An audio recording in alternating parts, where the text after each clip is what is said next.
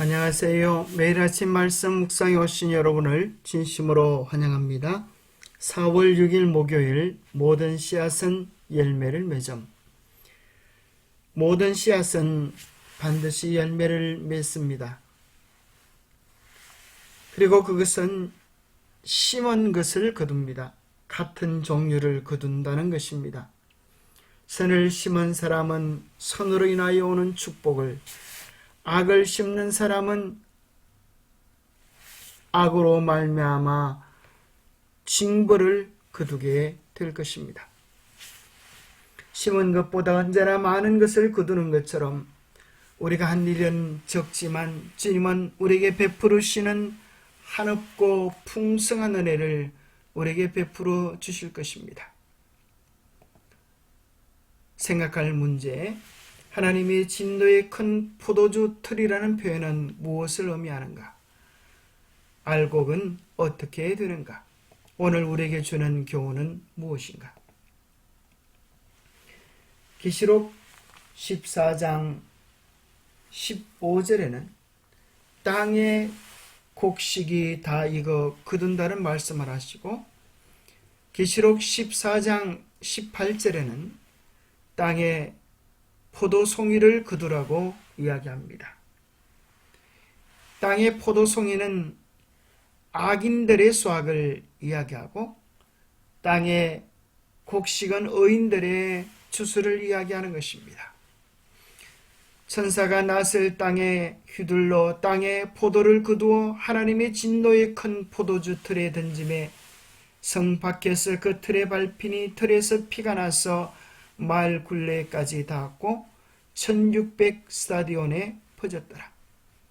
마치 포도가 진흙이 져서 그 포도의 붉은 즙이 흘러내리는 것처럼 악인들의 악이 하나님의 공의 앞에 온전히 심판받을 것을 이야기해 주고 있습니다. 진노의 포도주 틀은 하나님의 심판의 그 공의로운 사건을 이야기하고 있습니다. 하나님의 진노의 포도주를 마시리니 그 진노의 잔에 섞인 것이 없이 부은 포도주라. 거룩한 천사들 앞과 어린 양 앞에서 불과 여호왕으로 고난을 받으리니. 15장 1절 또 하늘에 크고 이상한 다른 이적을 보매 일곱 천사가 일곱 재앙을 가졌으니 곧 마지막 재앙이라. 하나님의 진노가 이것으로 마치리로다. 16장 1절 또 내가 들으니 성전에서 큰 음성이 나서 일곱 천사에게 말하되 너희는 가서 하나님의 진노 일곱 대접을 땅에 쏟으라. 악은, 죄는 반드시 보응된다고 하는 사실을 기억해야 합니다. 우리의 죄들을 주님 앞에 내어놓고 회개하지 않으면 그 결과는 정말로 무섭고 놀라운 것이 될 것입니다. 예수 그리스도의 보혈을 의지하지 않는 이들은 진노의 포도주 틀에 밟히게 될 것입니다. 불을 다스리는 다른 천사가 제단으로부터 나와 여기 하나님의 마지막 심판의 불을 명령하는 천사가 있습니다. 수확이 무르익었습니다. 죄는 한계에 도달했습니다. 반역은 하나님의 자비의 경계선을 넘었습니다. 그 죄가 지금까지 사악하고 나빴던 만큼 모든 것이 끝나기 전에는 한층 악화될 것입니다. 마지막 시대는 악인들은 악으로 익어가고 의인들은 하나님의 품성의 아름다움으로 익어가게 될 것입니다. 사랑의 하나님은 우리의 죄를 위한 희생제물로 십자가에서 자신을 드리기까지 우리를 위해 할 수 있는 모든 일을 하셨습니다. 하나님의 죄를 알지도 못하신 이를 우리를 대신하여 죄로 삼으신 것은 우리로 하여금 그 안에서 하나님의 의가 되게 하려 하십니다. 하나님은 죄인을 구원하기 위하여 당신의 아들까지 내어주셨습니다. 그리고 누구든지 주님의 이름을 의지하고 그 보혈의 공로를 힘입으면 구원받을 길이 제공되어지는 것입니다. 그 구원의 은혜를 거절하면 인간은 자기 스스로가 그 죄값을 감당해야 하는 지경에 이르게 됩니다. 하나님의 그 공의로움 앞에 그리스도의 보혈의 공로를 의지하지 아니하고 누가 감히 설 수 있겠습니까? 반면 알곡은 어떻게 될까요? 알곡은 모아 곡간에 들이고 쭉정이는 꺼지지 않는 불에 태우리라 하셨습니다. 알곡은 계시록 20장 6절에 보면 첫째 부활에 참여하게 되고 그들은 둘째의 사망이 그들을 다스리는 권세가 없고 그들이 하나님과 더불어 그리스도의 제사장이 되어 1000년 동안 왕노릇할 것을 이야기합니다. 뿐만 아니라 계시록 22장 5절에 보면 세세토록 영원토록 왕노릇할 것을 말씀해주고 계십니다. 왕노릇이 무엇일까요? 그들의 마음에 품었던 모든 소원들이 차고 넘치도록 이루어지는 그 나라가 아닐까요? 하나님의 사랑에 대하여 깊고 놀라운 배움을 경험하고 하나님의 사랑을 알면 알수록 그들의 마음속에 행복과 감격이 더욱 넘치게 될 것입니다. 결국 우리는 둘 중 하나입니다.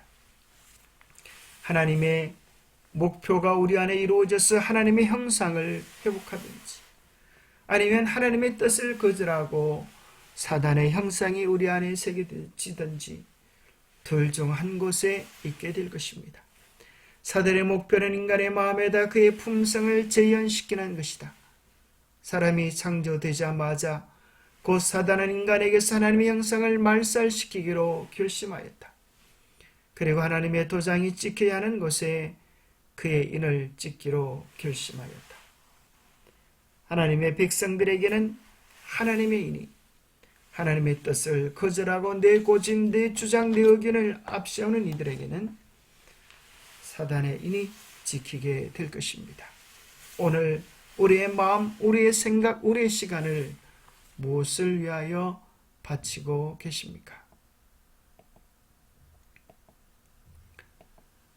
영감의 교훈입니다. 항소도 오해도 없을 그리스도의 심판대. 이는 우리가 다 반드시 그리스도의 심판대 앞에 드러나 각각 산악간에 그 몸으로 행한 것을 따라 받으려 함이라. 그분의 판결에 대하여 항소할 길도 없고 오해도 결코 없고 오인도 있을 수 없는 이 장엄하고 무서운 재판석에 그대가 설 때 그대는 침묵해질 것이다. 그대가 지금 죄를 버리고 열심히 회개하고 그리스도의 의의 옷을 입지 아니하면 그대는 범죄하고 정죄받고 소망 없는 상태에 서게 될 것이다. 기도하겠습니다. 하나님 아버지, 우리가 죽을 수밖에 없는 죄인이지만 우리를 위하여 구세주를 주시고 우리의 죄를 대신하여 예수 그리스도가 십자가에 죽게 하신 귀하고 놀라운 사랑을 베풀어 주셔서 감사합니다. 다시 한번 우리의 구세주로 우리 주님을 의지하고 우리 알고 있는 죄들을 주님께 고백하며 주님의 십자가의 은혜로 흔들릴 수 없는 우리의 구원을 확증하게 도와주옵소서. 우리의 삶이 늘 하나님을 바라봄으로 하나님으로 이어가게 하여 주시고 우리 마음속에 있는 죄된 욕망과 생각의 잡조들을 뽑음으로 우리로 하여금 하늘의 열매를 맺는 아름다운 생애를 살아갈 수 있도록 축복하여 주시옵기를 우리 주 예수 그리스도 이름 의지하여 간절히 간구하옵나이다. 우리의 마음밭에 언제나 두 가지 씨앗이 있습니다. 하나는 생명의 씨앗, 또 하나는 사망의 씨앗, 하나는 선의 씨앗, 또 하나는 악의 씨앗입니다. 무엇에 우리의 시간과 마음과 애정을 들이십니까? 우리 모두가 하늘 곳간에 들어갈 수 있는 아름다운 열매들로 익어가기를 축복합니다. 감사합니다.